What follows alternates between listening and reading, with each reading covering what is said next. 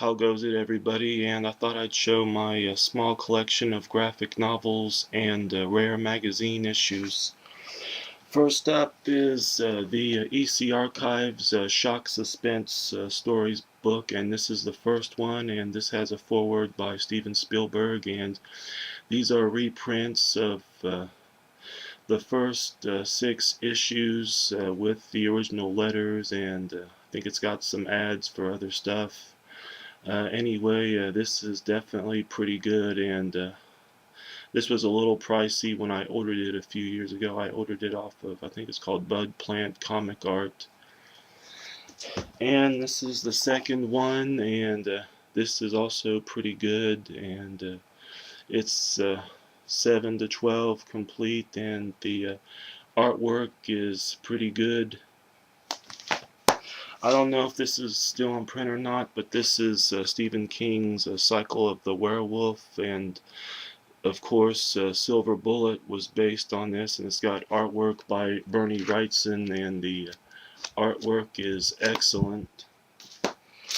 And I have shown this before, and this is the complete Dawn of the Dead comic book graphic novel, and I think this is like the first 3 or 4 issues in one book, and the artwork is pretty good, and it may be rare, so if you can find it really cheap, pick it up. And this one I got over at my local comic book shop years ago, and this is Clive Barker's Hellraiser, and it's not an adaptation of the movie.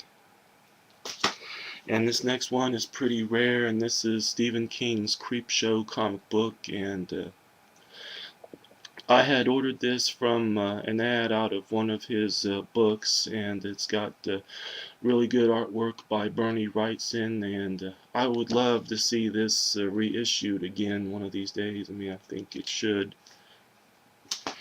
Next up is the movie adaptation of Batman from 1989, and the first 2 with Michael Keaton were good, and I didn't really think very highly when they had replaced the Batman character, and the third one you had Val Kilmer, and then the fourth one you had George Clooney, and I haven't seen Batman Begins or The Dark Knight. Next up is Hills Have Eyes, the beginning, and I got this for like $5 through mail order, and it's pretty good. It basically tells a story about how the mutants came to be, and this is pretty excellent. And now for some rare magazine issues, and I'm about to show some issues of Gore Zone, and this is from '89, and it's got an article on Henry plus the Dead Pit, and some other really cool stuff in it. And this is from '89. This has an article, cover story on Leatherface, the Texas Chainsaw Massacre 3. And this is the very first issue. Notice that there is some tape on the sides because I had taken out the posters that were in it and then hung them on my wall years ago. And anyway, this is a pretty good, decent issue. And I heard that this is coming back. Another one from '89, and this has Pet Sematary on the cover. And these next 2 are issues of Toxic Horror, and I know that Starlog, who also runs Fangoria, also put this out, and it was short-lived, and this is the first issue that came out in '89, and I'm pretty sure if you find these on eBay, it'll be mucho expensive. And this one I got in '90, and this has got Leatherface on the cover.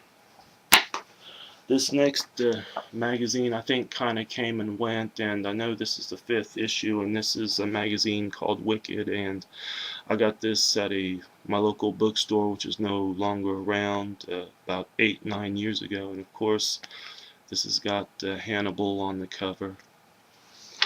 And next up are a couple issues of Monsterland, and both of these are from '85, Forrest J. Ackerman's Monsterland, and this has got Fright Night on the cover, and an article on The Bride, and also there's an article with Tom Savini in it. And this one's also from '85, and this has Silver Bullet on the cover, and an interview with Caroline Munro.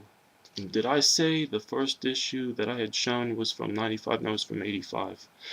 Anyway, these are probably pretty rare. And next up, I was lucky to get this, even though it was 25 bucks, and it's now out of print. And this is the third issue of Rue Morgue magazine. I mean, you kind of notice that it's kind of paper thin, and this has got an interview with Tom Savini, and that's basically why I got it.